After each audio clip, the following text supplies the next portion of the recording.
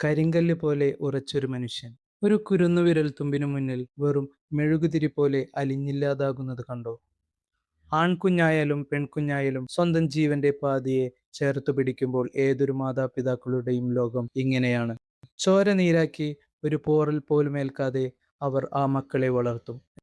പക്ഷേ ഇന്ന് പല വീടുകളിലെയും നൊമ്പരം അതാണ്.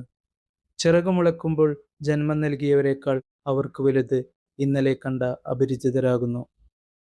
പിന്നെ അവരുടെ ജീവൻ കാർന്നു തിന്നുന്ന ലഹരിയും.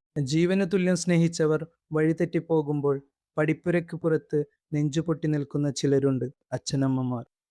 ആ ചങ്കു പൊട്ടുന്ന വേദനയുടെ ആഴം ഇന്ന് വഴിതെറ്റുന്ന ഈ മക്കൾ ഒരിക്കൽ തിരിച്ചറിയും.